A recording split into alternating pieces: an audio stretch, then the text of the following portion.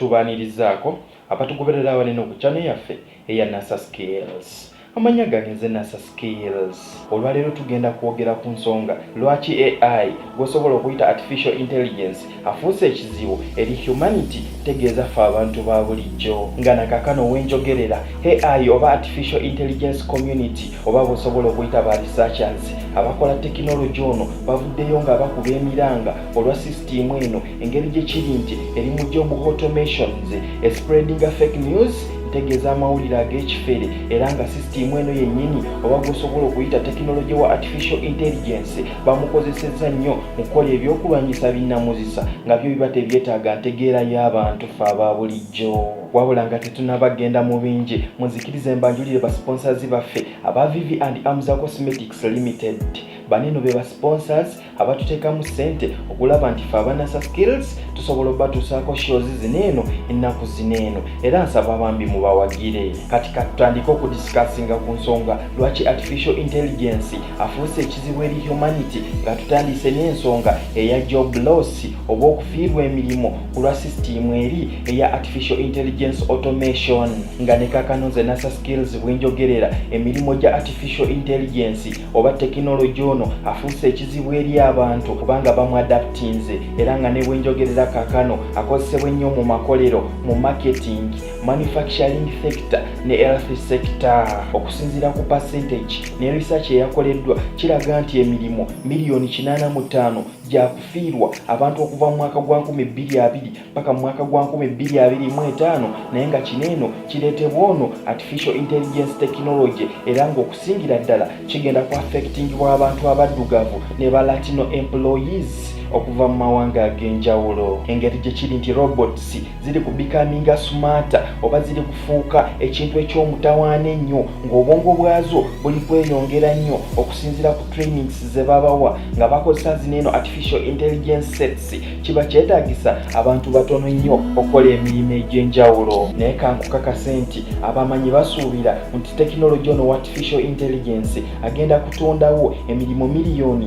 97 mu mwaka gwa 2025 naye kyetayagala weerabire nti majority oba abantu abasinga bagenda kuba tebalina skills mu operating ono software owa artificial intelligence. Alimu nnyo ba programmers ng'era abasinga omukozesa mu nsi yonna. Kakano wenjogerera ba programmers naye kyentayagala weerabire oba abamu kyentayagala beeribaale ne mu fields nga ebyamateeka, accounting ne ba professors mu universities ag'enjawulo tebali immune oba bagenda ku affecting bweno system eya artificial intelligence. Nga nawe njogerera kakati ensi yonna yafunye first female presenter ow'amawulire ng'era ono yavudde mu ggwanga lya Kuwait ngeri gye kibadde nti yabadde ali ku presentinga news bulletin ku TV ey'enjawulo mu ggwanga eryo erya Kuwait. Technology ono wa artificial intelligence aleeta kye tuyita social manipulation ng'ayitiramu eri system yaayo eya artificial intelligence algorithm.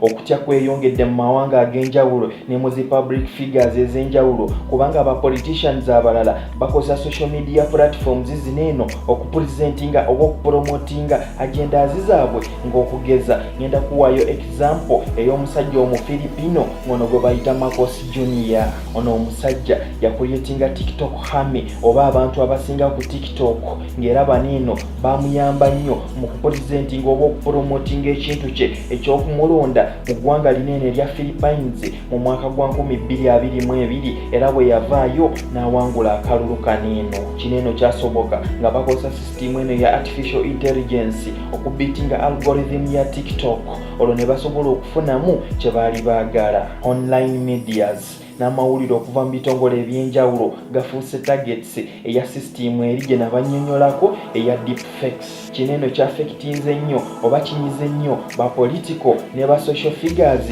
mu public spheres ez'enjawulo era ne mu bitundu by'ensi ebyenjawulo ku lw'ensonga nti system eno ya artificial intelligence erina softwares oba tools ez'omutawaana ennyo ezisobola okureplacinga faces z'abantu olwo abantu ne bakuletinga bu short videos oba bu reels olwo ne basobola okublackmailinga abakulu baniino okuva mu sectors ez'enjawulo mu mawanga ag'enjawulo ng'era kineeno kirese nnyo oba propaganda ne information ataetaagibwa kufuluma mu bantu oba social public ng'era kino eno kikuleetinze z'osobola okuyita nightmare scenarios.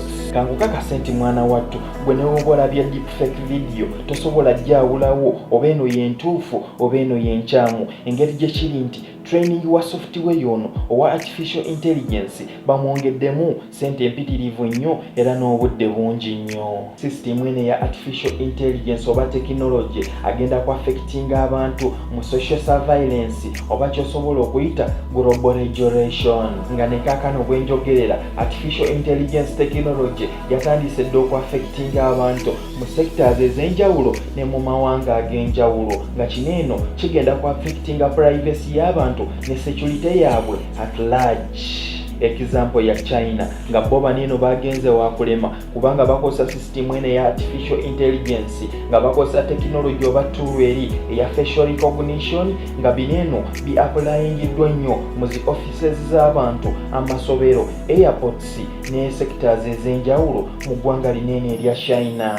Erabiddwa nnyo mu kibuga kya China kye bayita Shenzhen nga baneno batrackinga abantu okusinziira ku movements zaabwe ng'era kino eno kisobola okugatharingako data ne bafuna engeri gy'okolamu emirimu gyo relationships, bantu bameka bewakagwa nabo mukwano ne political views zo nga basoma endowooza yo. Engeri gye kiri nti artificial intelligence asobola oku-infiltrating omuntu paka ku nervous system n'obwongo bwe bwonna n'asobola obusoma omuntu engeri kyalowooza ne views ze eri abantu ab'enjawulo. Abasajja Abamerika nga bakozesa US Police Department bakozesa artificial intelligence ono nga bakozesa tool eri eya predictive programming policy nga kineno kikosa algorithms okudetectinga wabamenyi b'amateeka we bali oba zosobola okuyita war crime scenes. Wabula okusinziira nti amawanga ganeno ga global powers oba ba super powers b'ensi bakozeseza nnyo oba ba adaptinze nnyo no technology wa artificial intelligence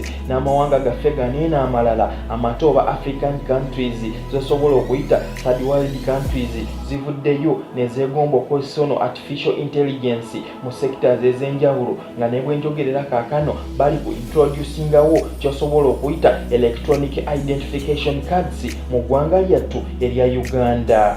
System eno ya artificial intelligence oba technology ono apromotinze nnyo agenda eya bias oba gyosobola okuyita racial discrimination. Kineno kigoyinze oba kiyisewo ekyandikomye nga kisuse gyosobola okuyita red line kulwa agenda ne racial discrimination. Engeri gye kiri nti artificial intelligence technology atrainingibwa era nga alaninga biragiro byabo ba trainees okuva mu mawanga ag'enjawulo. Wabula kyentayagala weerabire gwe mwana wattu nti artificial intelligence software naye era yakolebwa abantu era nga abantu be bamutraininga. Kati olwo kitegeeza abantu abamutraininga babeera n'ebigendererwa ebibi, babeera n'empisa embi. Engeri gye kiri nti baba bakulira mu mawanga ag'enjawulo, ntegeeza baneno ba researchers abakola ono artificial intelligence softwares bakulira mu families ez'enjawulo ng'ate kyentayagala weerabire nti families zinene ez'enjawulo babeera n'emize gyabwe egy'ekika. Alina limited experience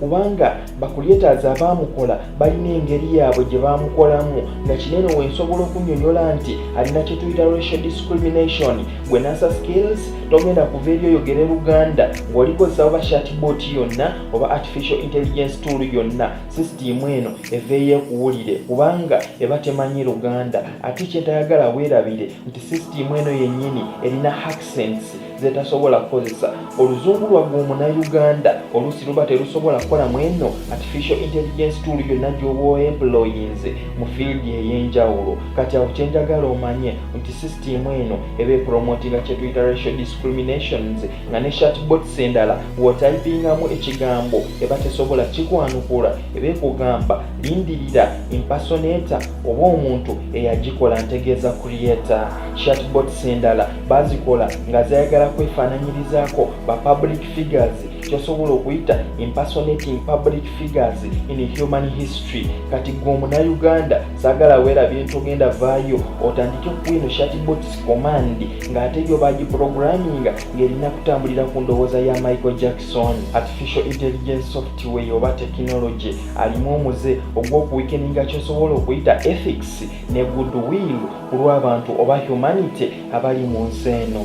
Ba technologists abasinga, ba journalists tegeza bannamawulire ba public figures ne ba religious leaders okugeza nga Papa Francis ne ba religious leaders okuva mu mawanga ag'enjawulo bavaayo ne bakuba omulanga artificial intelligence asibwe oba system eno ne technology bijjibwewo mu nsi muneeno. Rapid rise oba okulinnyalinya okw'omutawaana ennyo okwa AI tools zosobola okuyita chatbots nga zi ChatGPT kimekinze emirimu okubeera difficult.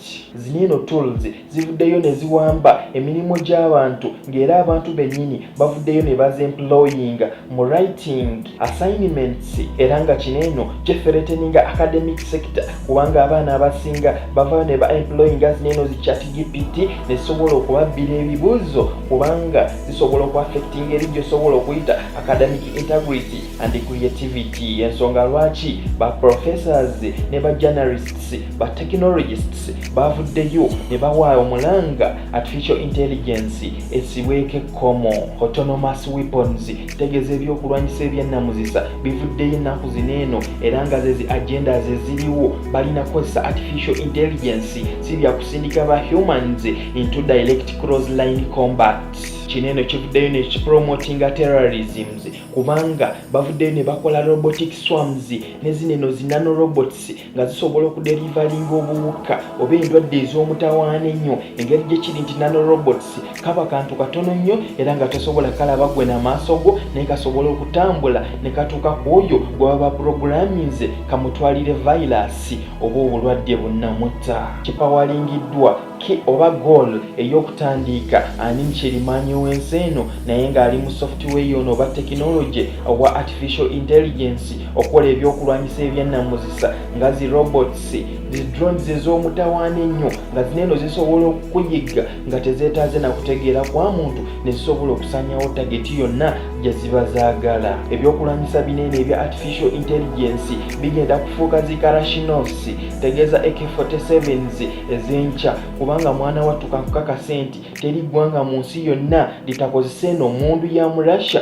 gy'osobola okuyita AK-47. Ebyokulwanyisa bineno bikozinga great threat eri abantu ba bulijjo ntegeeza humanity kubanga ebyokulwanyisa bineno we bigwa mu mikono gy'abantu abakyamu ng'abannalukalala ntegeeza ba terrorists ate nga organizations zineno zirina bahakazi baazo abasobola okureadinga just algorithms eza zineno software eya artificial intelligence gye bateeka mu binene ebyokulwanyisa olwo basobola okurekinga havoc oba ntegeeza basobola okukola ekintu eky'obutawaana ennyo ku bantu ba bulijjo. N'ensonga endala eri nti engeri gye kiri nti ebyokulwanyisa bineno byesalirawo byo nga byo bisobola okujaminga ne bisobola okutta abantu kubanga biba tebirina mind control eyaffe abantu oba b'osobola okuyita ba humans. Financial crisis gye tulina ennaku zineeno epawalingiddwa nnyo software yono wa artificial intelligence ndowooza olaba mwana wattu ekituuse ku US dollar nga n'amawanga agasinga gatandise okusuulawo dollar batandike okutradinga mu their local currencies. Artificial intelligence bamu applyinze nnyo mu finance ne trading processes ez'enjawulo mu nsi eno. Kati awo engeri gye kiri nti artificial intelligence asobola okusoma algorithms eza tradings mu terminals ez'enjawulo n'atandika okumanipulatinga prices nga kineno mwana wattu kisobola okuleetawo ky'osobola okuyita high market volatility ng'era kineno kisobola okurekinga oba okuleeta obuzibu mu financial sector. Asobola okukola trades oba okuopeninga trades omulundi gumu nga zineno zirimu thousands n'atagetinga nti mu seconds oba 5 nga market erigenda mu direction ey'enjawulo asobola oku exitinga ng'olwo amaze okuba ba traders okuva ku platforms ez'enjawulo. Artificial intelligence ono n'atwala ssente z'aba traders ng'era kinene ekiddirira kiba kirina okuscaringa oba okutiisa aba traders baneeno ne ba investors obutaddayo ku tradinga ku sectors ez'enjawulo ne trading terminals oba n'ezi sites endala eza trading. Amanya nsigadde nze Nasa Skills bami mbakubiriza mu subscribing mu liking era mu commenting work atuke gy'alina tuuka baagala nnyo mweraba.